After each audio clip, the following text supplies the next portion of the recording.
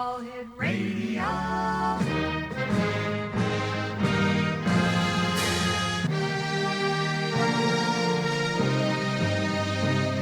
Welcome to the X Zone, a place where fact is fiction and fiction is reality. Now, here's your host, Rob McConnell.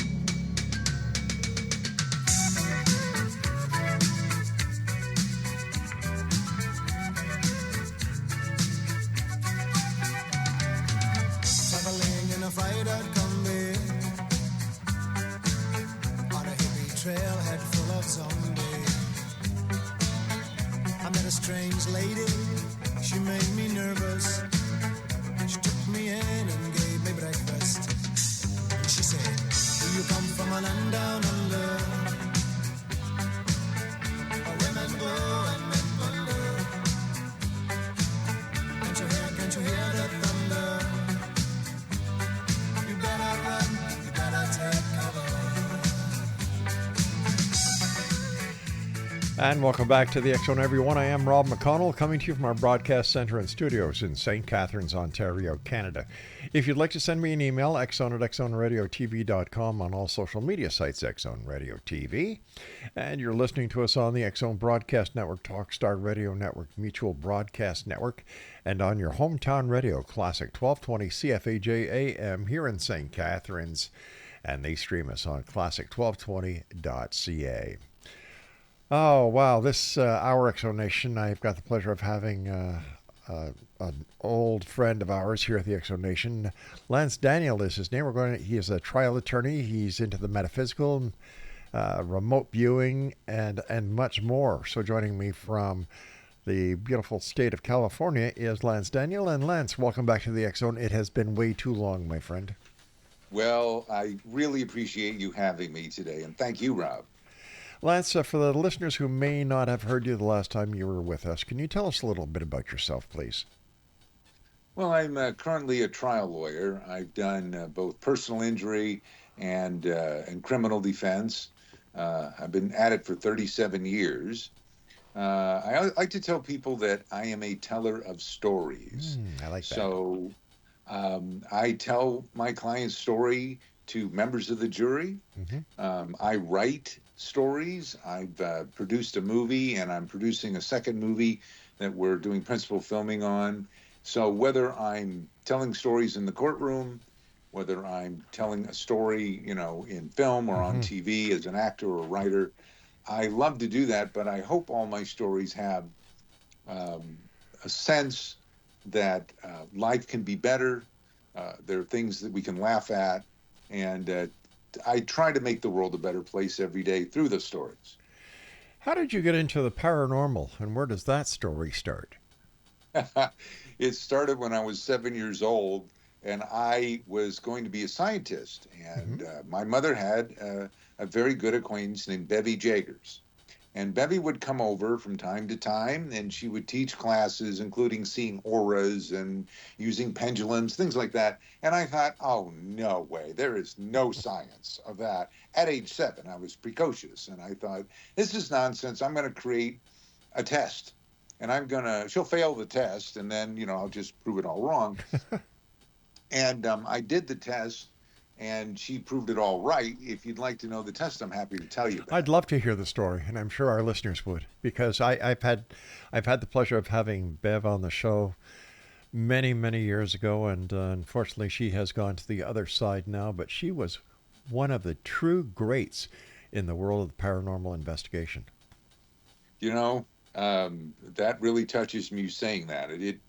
Sincerely, it does. It's been almost 25 years, and I still remember her very well. I'm a little bit emotional when you mention that, but I'll be fine.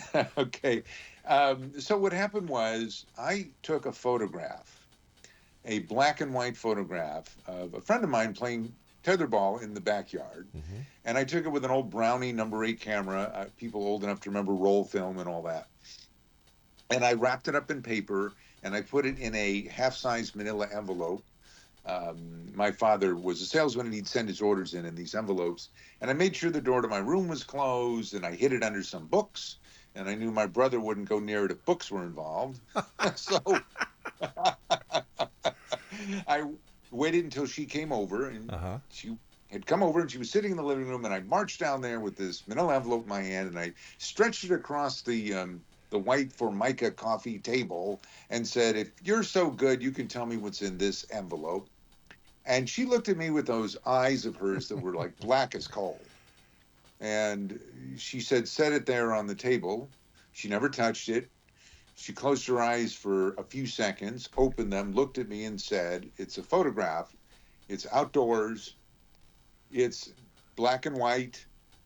It's a child standing near a vertical pole. It's a black and white photo of a child playing tetherball." Exactly. I still have the Oh photo. my gosh. And I was astonished.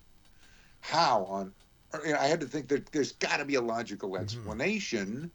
And the only logical explanation I could come up with was she could do that. And she said, "Would you like to know how?" And that's where it all started. Wow. Brings back a lot of memories. I remember seeing Bevy on In Search of as Yes. one of the Yes. many This. in one of the many shows that she was on, and she was truly one of the greats, and she is sadly missed. So, what was your first professional or semi-professional paranormal investigation that you did? Well, um, okay. I had a client. Now we're going many years, later. Okay. I had a client that had died on the way to the hospital, and she had died in the ambulance, and she had a an asthma attack and what they call explosive asthma. And the reason this happened, we alleged, is because the ambulance driver didn't know how to get to the hospital. They got Oh. lost, and it delayed everything. And unfortunately, by the time she got there, she was deceased, and they couldn't do anything about it. So I did not have originally the run reports from the fire department or the ambulance company, and I called up Bevy and I said, "Could you move your mind to the inside of that ambulance and tell me what happened?" All I knew was they got lost. But Bevy, being Bevy, I didn't tell her that because she would get on me if I gave her any details Hmm. of a case. She wanted me to say, "I have this case," and then just shut up. And she would tell me because, see, that way I knew that she was on the signal line, see? Right. And she explained what was going on in the ambulance and the how there was a fireman there that had joined them, and he was cursing a blue streak and trying to shove the ambulance people out of the way to get to this woman, and it was a tight situation, on and on. And she was telling me what the driver was saying, over the radio to their dispatch, and what the other firemen who were in the fire truck that were heading to the hospital to pick up their man were saying. Because, you know, so she goes through all of this. I wrote it all down. Hmm. And later I got the reports, and darned if she wasn't right on. So that later, still, when I took depositions of these people, they confirmed what she said. How Unbelievable, about eh? that? Unbelievable. Well, how did you get into law and get into uh, the district attorney's office? Well, how I got into law was a girlfriend and I were actually watching TV one day, and there was a new show called The People's Court with Judge Wapner. Oh my gosh, I And remember that one. yeah, Joe Wapner, right? Yeah. And I uh, I looked at that, and at the time I was taking business law because it was a requirement in college, and I thought, that looks interesting. I wonder if I could do that.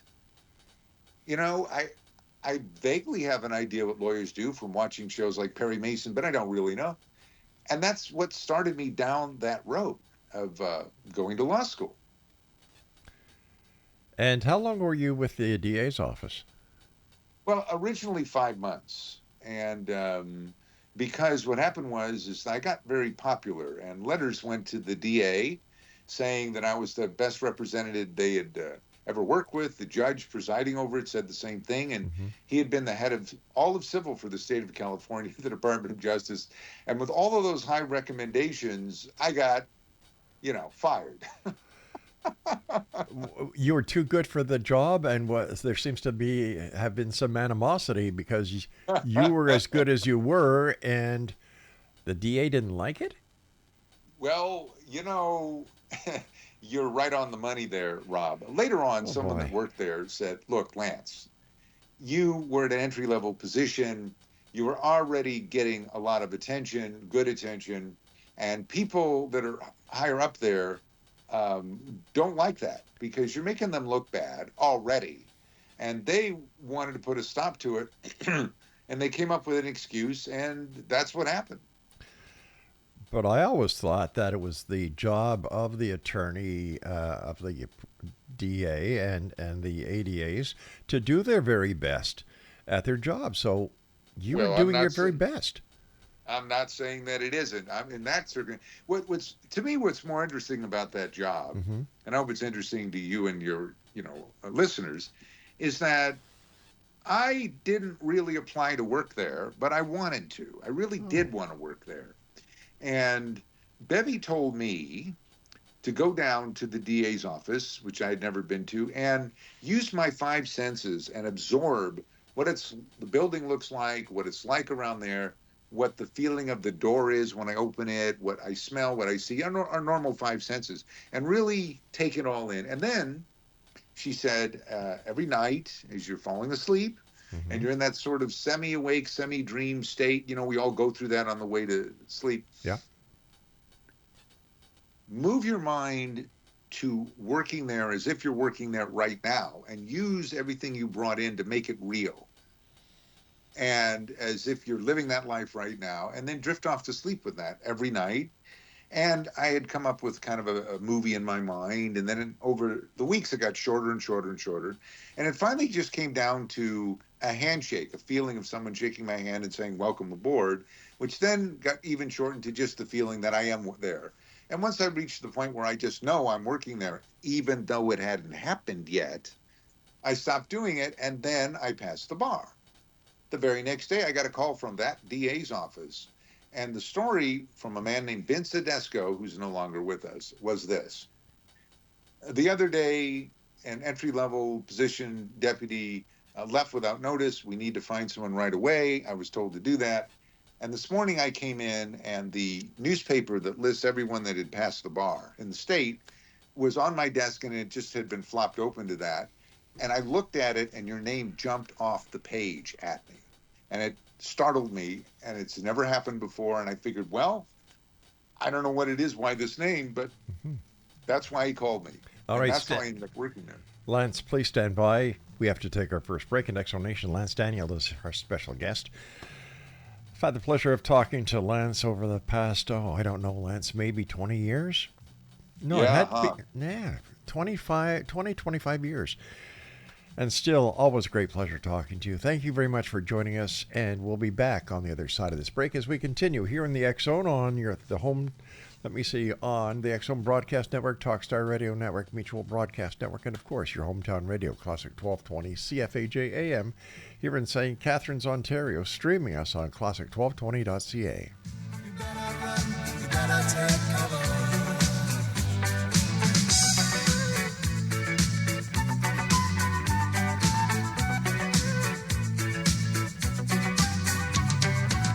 Buying bread from a man in Brussels.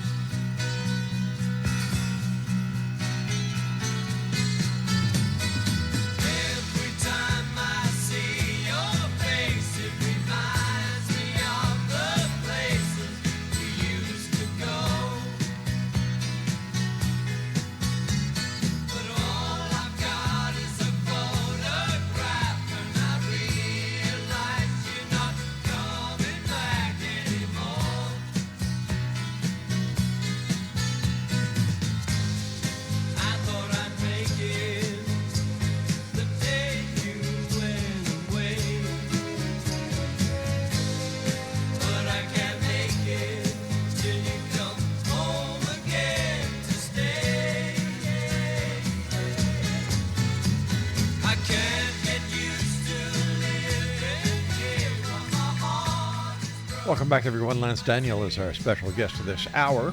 And Lance, as an attorney, do you use your God-given abilities to help you during the investigation of the case and then in trial?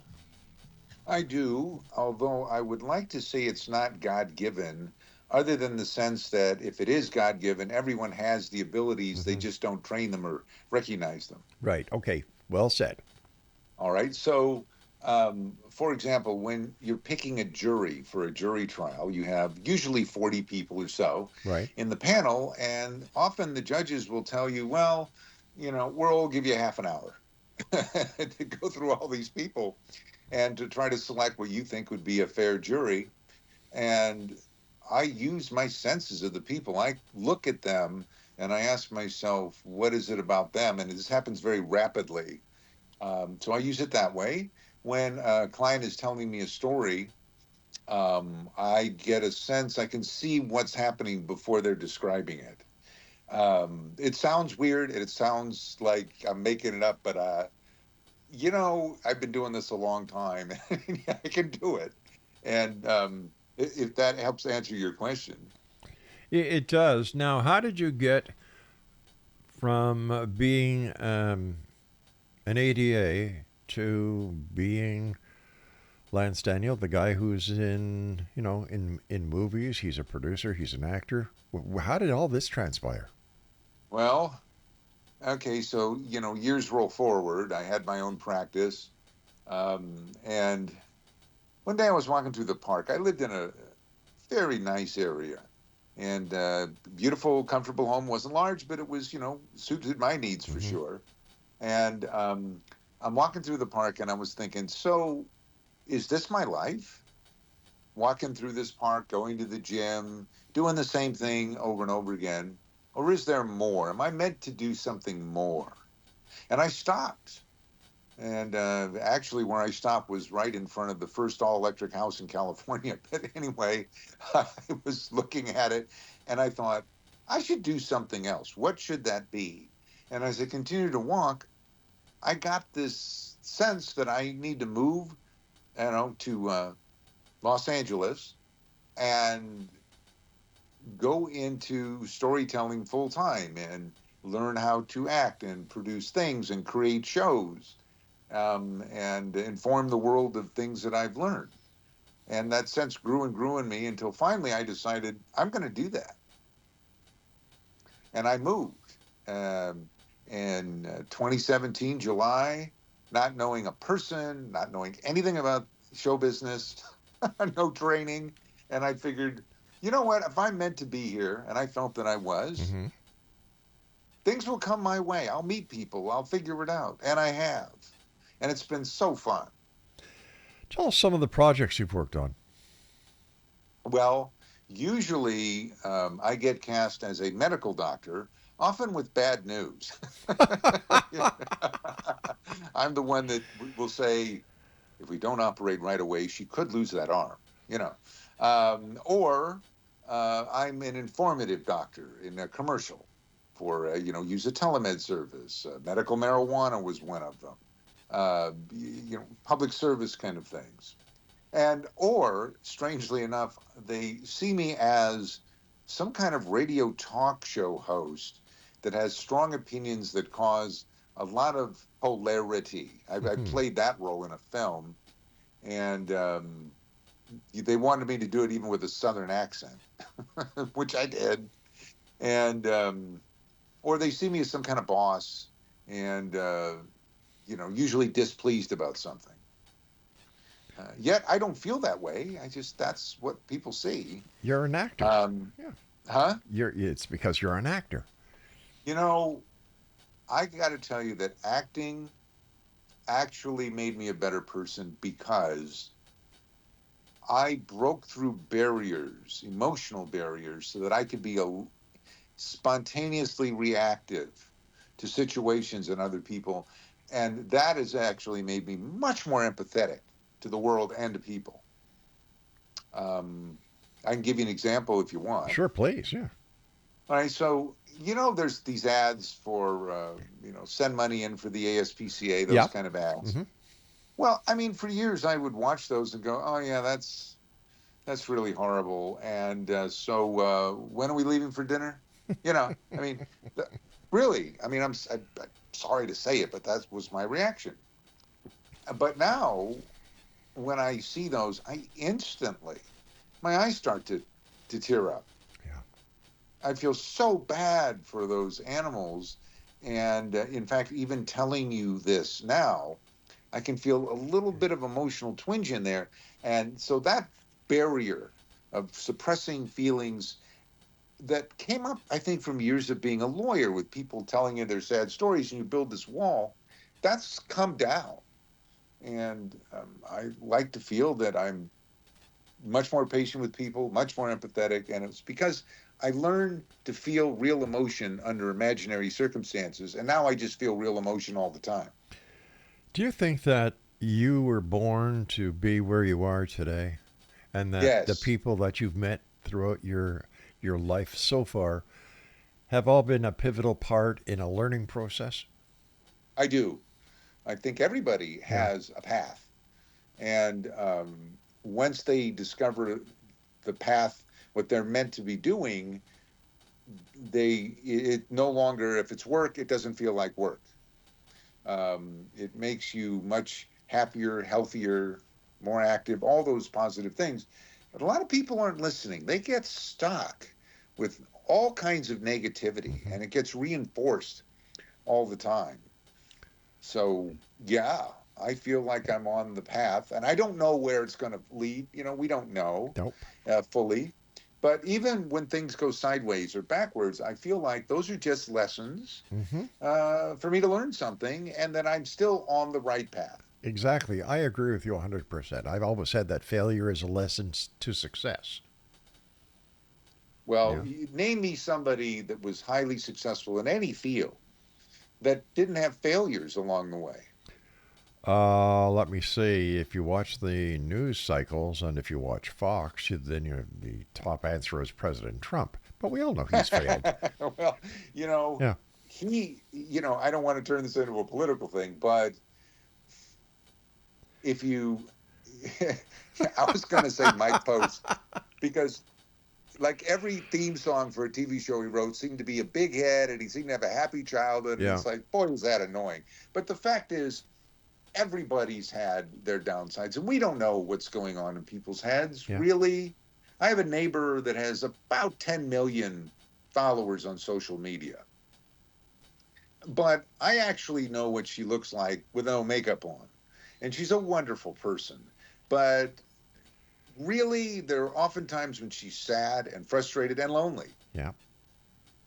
The appearance is the opposite, but that's not really what she feels like. So maybe she's not truly on her path either. Not Or really. or maybe she's just waiting to meet the next person in her life story that will take her to that next part, which may in fact put her where she's supposed to be, and things will turn around.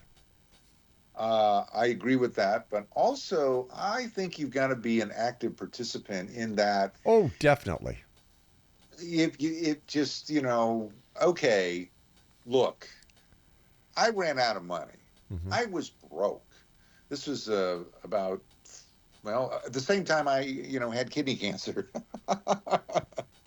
And it's like, oh great, so now we had COVID, and then I get cancer, and then blah blah blah. I had $1.29 at one point, and I wanted money to feed my cat.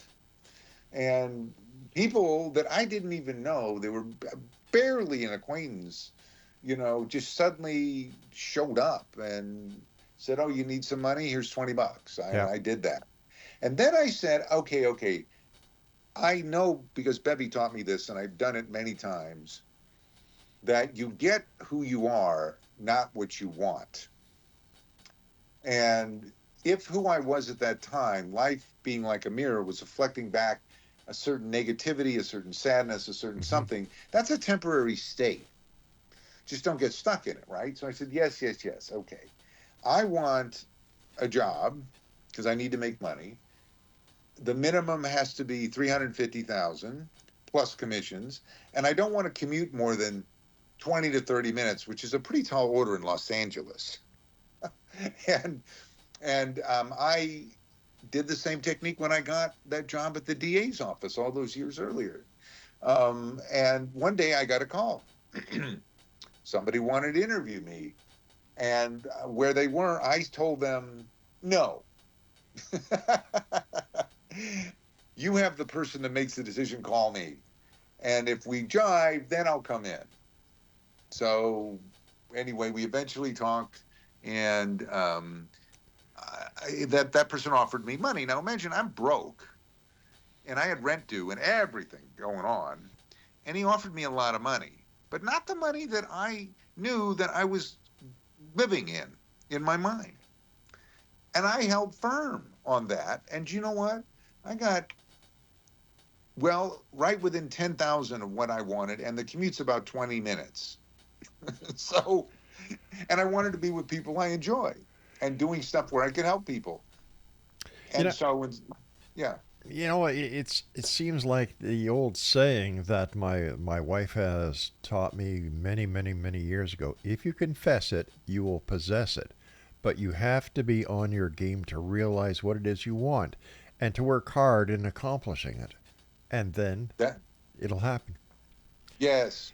Look, how many people, I ask people this all the time. If you woke up tomorrow morning and you were doing something that really gave you energy, that really made you feel alive, what would that be? And every time people are like, I don't know.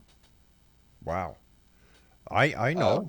I'm living it. I do it. I've been doing this show for 35 years plus. I love it because I get to talk to people that very few people in their lives would ever have the ability to talk with, share their lives with, ask questions to, get their side of the story, just like you and I have done over the years, my friend. So please stand by. We've got to take a break. Lance Daniel is my special guest, and we'll both be back on the other side as we continue here in the X Zone with yours truly, Rob McConnell. Don't forget, you can listen to us online at www.classic1220.ca.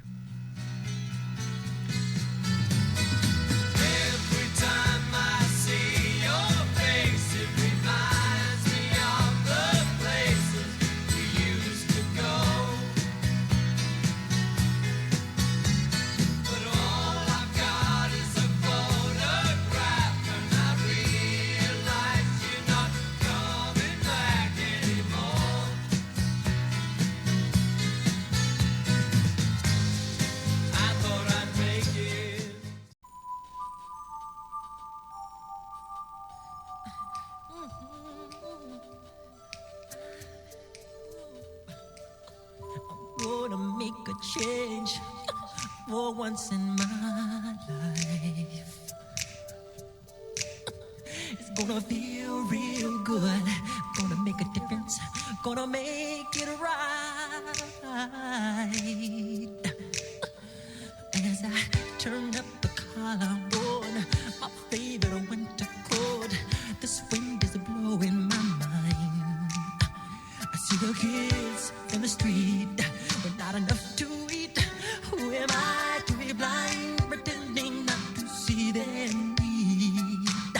A son's disregard, a broken bottle top, and a one-man soul. They follow each other on the window, 'cause they got nowhere to go. That's why no one got to know. I'm starting with the man in the mirror.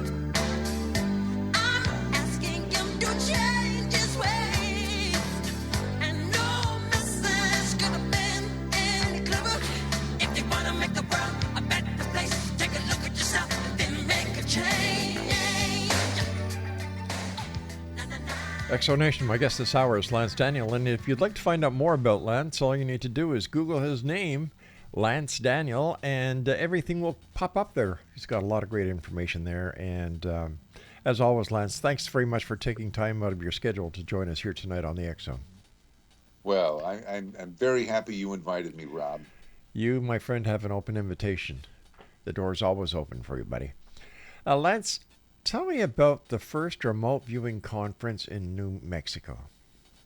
Well, um, okay, so one one night Bevy called me up.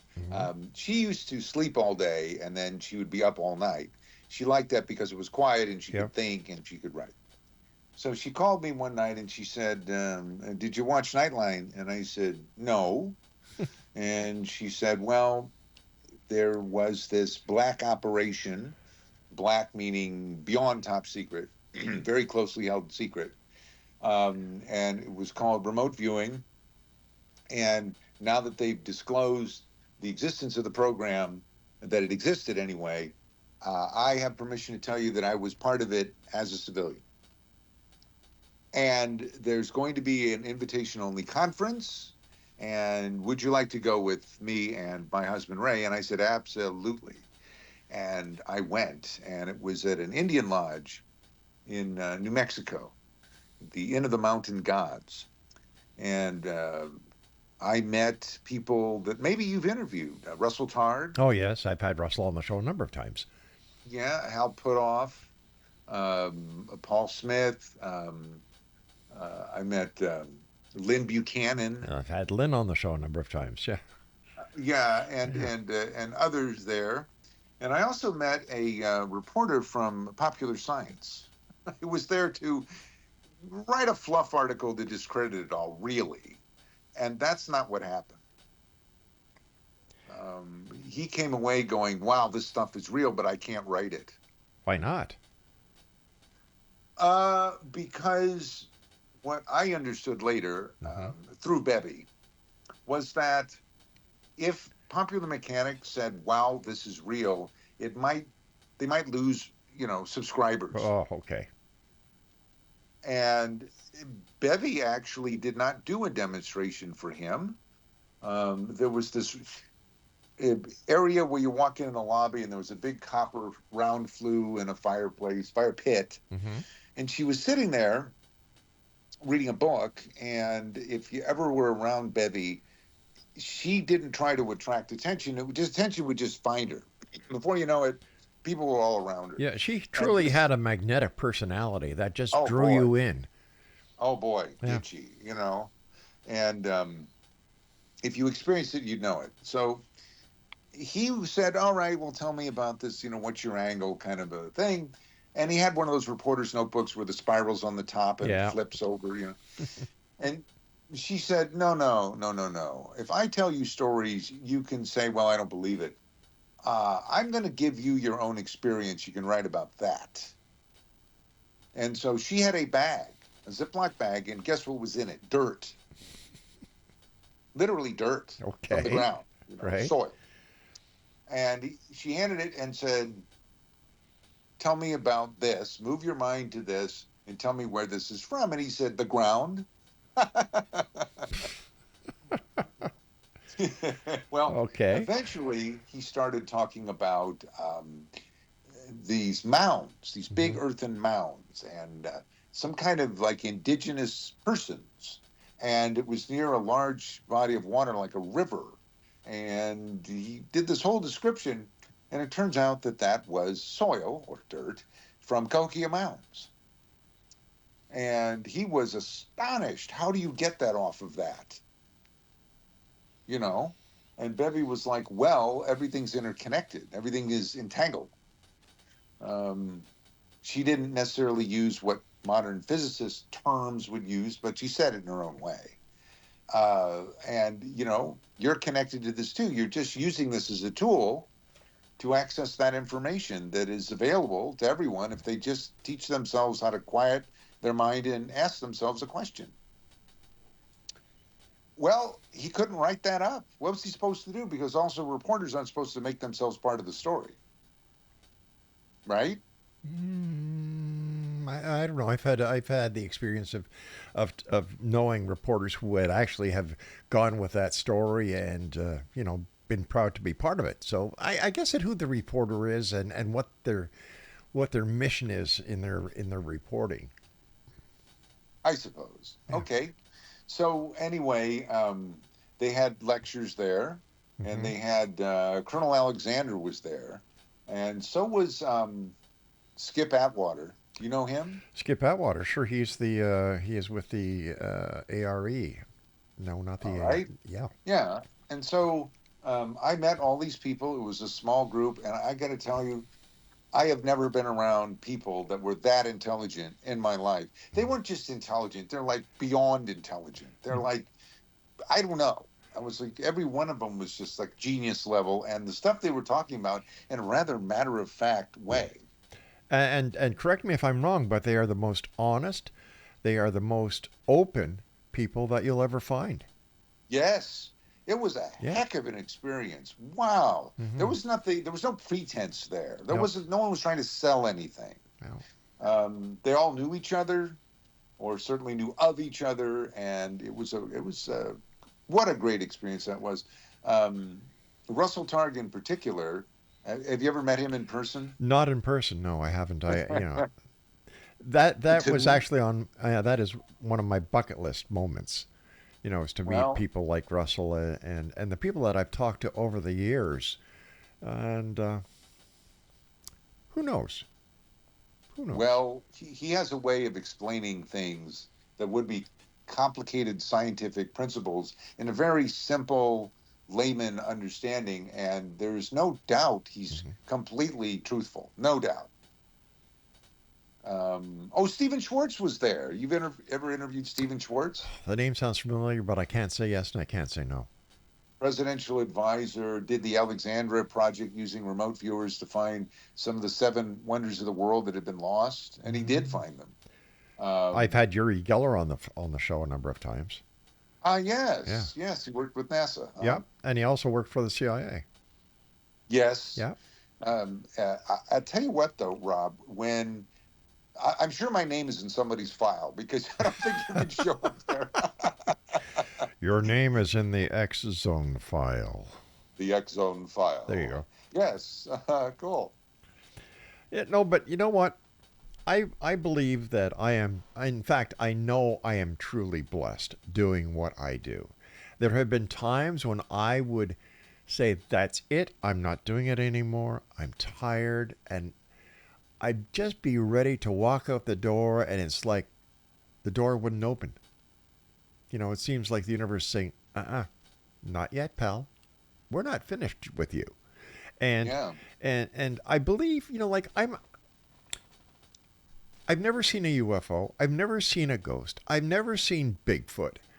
And the list of what I've never seen compared to what I talk about makes people say, well, Rob, if you don't believe, why do you do what you do? And the answer is very simple. I want to believe, but I want to see proof.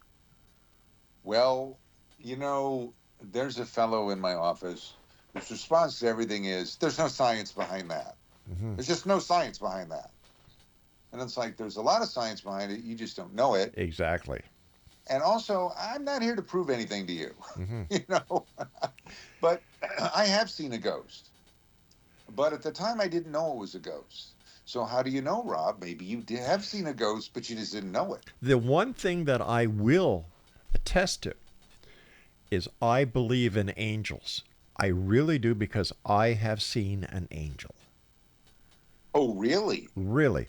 It's I've got about 3 minutes before I have to take my break, so I'll quickly tell it to you. When I was young, my family, there was my mom, my dad, my brother, and myself. My brother is younger than I am. Back then, baby food was in little tin cans. I don't know if you can remember that, Lance. But anyway, what happened was one of the cans that my mother opened up, not knowing, was bad. My brother was very young, ptomaine poisoning. My mother dropped me off at my grandmother's. They took my brother to the hospital. Everybody gathered at my grandmother's house because the outlook was not good. We were expecting that call that my brother had passed. Standing in the kitchen, all my aunts and uncles are there. My grandmother's there. All of a sudden, I look in the corner, and there's this man. And I'll never forget this. I was 6 or 7 years of age. I looked at that man, and comfort, peace, a wonderful feeling of love came over me. And I must have had a big smile on my face, because my grandmother turned around and said, Bobby, what are you smiling about? And I looked and I said, well, that man over there, and there was no one there. As I said that, the phone rang. It was my mother from the hospital that my brother had turned the corner and he was going to be okay. Oh, yeah, thank goodness. Yeah. That, my friend, to me was proof beyond a shadow of a doubt that I saw an angel and I believe in angels. I believe in them too. Belief may be the wrong word. Bevy used to say belief is a weak word, like I don't believe 2 + 2 = 4. I know 2 + 2 Yeah. = 4. You see, I've got to go for my break right now, Lance. But in my world, doing what I do, belief is the strongest power in the universe. Because if you believe it, if you truly believe it, then there's no way of denying you your belief.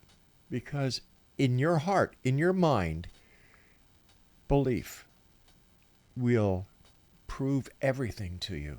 If you believe you will be successful, you will be successful. If you believe that you're going to be an architect and you work towards it, you're going to be that architect. So let's talk more when we come back on this rather unique and wonderful journey that you and I are taking in memory of Bevy Jagers. And Lance Daniel, thanks for joining us. We'll be back on the other side of this break as the X Zone continues with yours truly, Rob McConnell. Don't go away.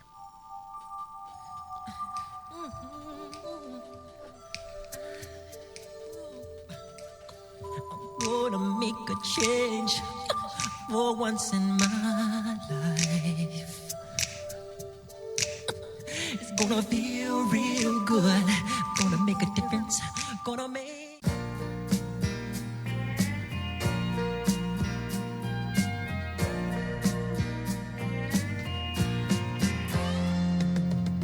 Sun goes down on a silky day.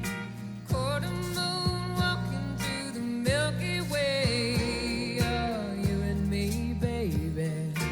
We could think of something to do. It's the right time of the night. The stars are waking above. It's the right time of the night for making love.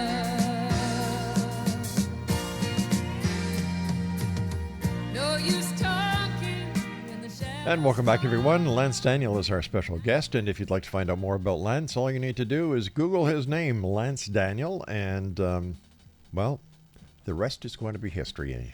Get ready to enjoy yourself and to learn more about this fascinating gentleman who I was lucky enough to know after having Bevy Jagers on the show a number of times. She said, well, I know this guy, Lance Daniel. I think he'd be great to have on your show. And I did. And, well, it's been a story that's held true and a friendship that's held true over the years. Lance, let's talk about something that you may know something about, and that is precognition. Sure, happy. What can you tell us about it? Well, okay. So what we had earlier we were talking about being on our life path, or is there certain things fated? Perhaps we're meant to do things. One night I had a dream, and in the dream I was in this parking lot, and there was a sense of urgency, and I was looking up at this multi-story building. It was probably 8-10 stories tall, and I had to get into this building. I didn't know what the building was. I didn't know what was urgent about it. And that was the whole dream. Mm-hmm. Months later, I get a phone call that a friend of mine, who's a retired Special Forces soldier, Right. Was in the hospital because he had a heart attack. And they told me which hospital, and I drove over to that hospital, got out of my car, and realized, holy cow, that's exactly the parking lot. That's exactly the perspective and angle at that building. That's exactly the urgency. Exactly. Now, so it didn't happen until months after that dream. So when I thought that was going to happen, you see, Rob, And I was being shown this for some reason, but it was going to happen, even though it was months later. But what if my friend, who did not actually have a heart attack, what happened was he had to be careful about his electrolyte balance due to injuries he suffered in Vietnam. And he decided to forego his normal electrolyte drink and go out and work on a hot day in the garden. And that caused what seemed like a heart attack. But you see, he had the free will to ignore what he normally did. So if he had taken his electrolyte drink, he wouldn't have had those symptoms, and none of that would have happened. But it looked to me like the probabilities were that that was going to happen. So I think that we have things are going to happen. Mm-hmm. They're scheduled on a certain path, but our free will can change that. And so why else would I know about that in advance? Right? Maybe it's a warning, but I couldn't do anything with it. Right. 9/11 is a bigger one. Okay, everyone knows that. Yeah. My birthday is on the 12th. Okay, so it happened the day before my birthday. There was no celebration that year for my birthday. Not that I care anymore, but it wasn't. Well, on the 9th, I was walking into my living room and I was going to watch some TV and eat. And all of a sudden, I felt like somebody grabbed my shoulders and shoved me to the left and the right. And all of a sudden, I felt extremely sad and tears started to well up in my eyes and my heart started to race. And I couldn't slow my heart down no matter what. I couldn't figure out what was going on. I was really upset out of the blue. And I couldn't sleep all night long. I had a deposition the next day. I was exhausted. I was distracted somewhat with that, but by noon it was over and I said, I'm going home, forget it. And I went home. This is now the 10th. And I tried to sleep, but every time I napped, it felt like someone hit me with adrenaline. Now it's about 2:45 in the morning and I wake up just scared to death. Now, isn't this very strange out of a normal life? I don't know. And I went and Bevy was on instant message. Remember that? Remember Sure AOL, do. Yeah. America Online? I do. And I sent her a message and I said, something is very wrong. And she wrote me back and said, yes, it is. It's like some kind of sudden disaster where thousands of people are killed or injured, but I don't think it's a natural disaster. And then she started saying where, and then I called her on the phone and we talked about it for a while. And she said, just go to sleep. Well, what do you think happened? She called me a short while later, and that's when the first plane hit the first tower. And I felt in advance, so that's like precognitive, all of that sorrow, all that sadness, all that fear. Why? But obviously that event was going to happen unless something intervened to make it stop. So therefore, to me, precognition is real. The question is, what is it telling you? And what can you do about it? So then it tells me further that there is a path and there are things that are going to happen unless something intervenes. That's why the physicists say they look in quantum physics in terms of probabilities. I'm sure you've heard that many times. I certainly have, yes. And I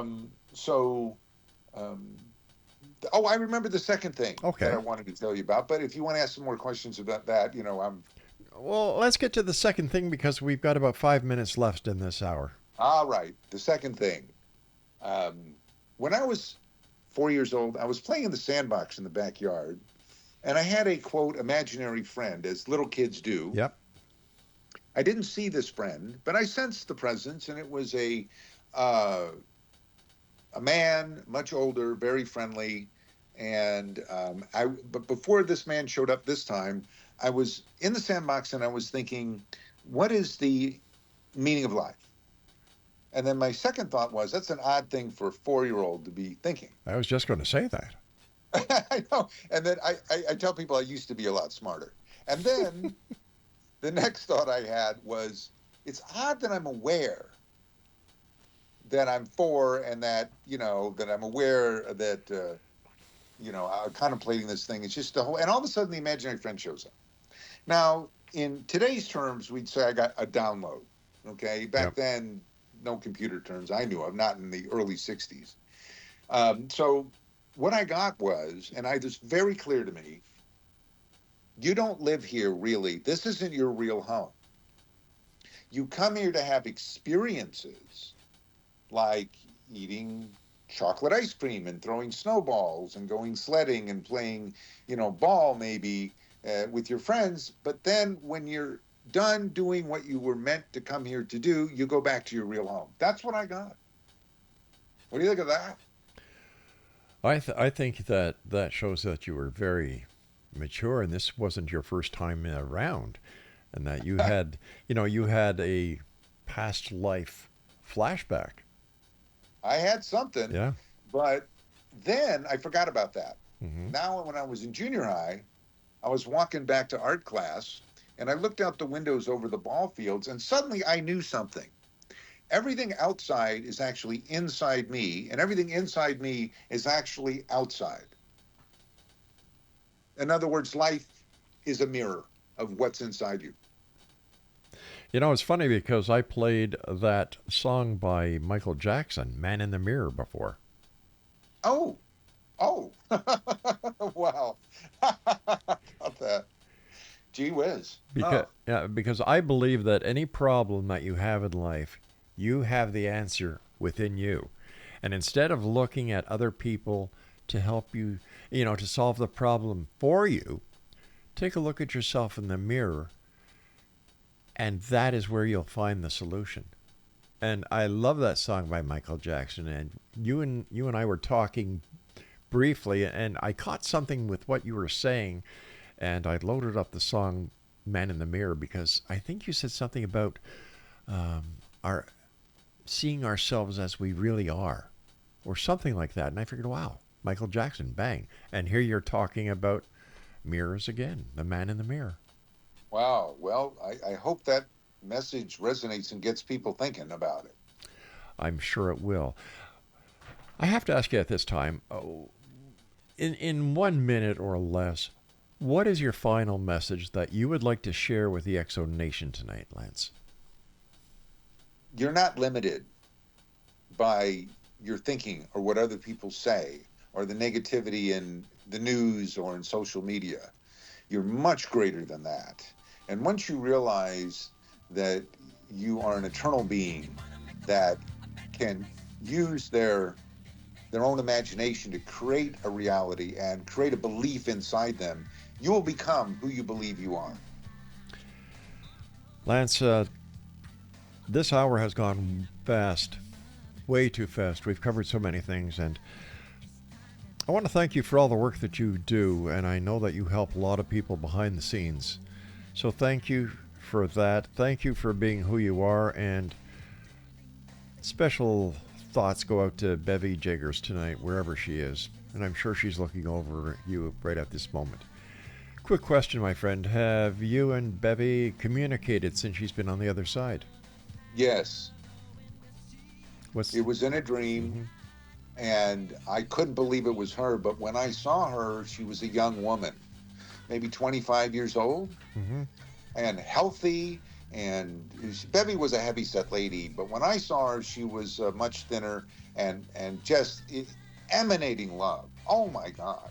And I said, Bevy, is that you? Is that really you? And I knew it was her, but here's what she told me. Don't come looking for me. You have to live your life. That sounds like something she'd say. Guys? Lance, take care of yourself, my friends. Blessing to you and yours, and I always look forward to the next time we meet here in the X Zone. Take care, Lance. Yeah, you too, Rob. Thank you. You're welcome. Lance Daniel, if you'd like to find out more about Lance, just Google his name, Lance Daniel, and you'll be surprised at the many accomplishments that this man has had in his life, and I'm sure he's going to have a lot more.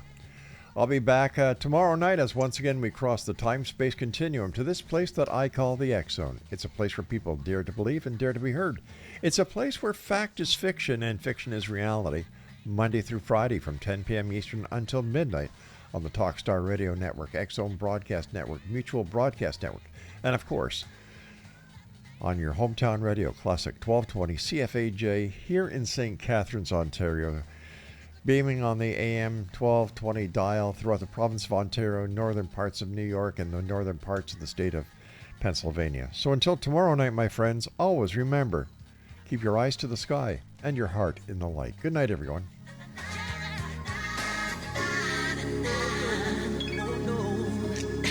I'm gonna make a change. It's gonna be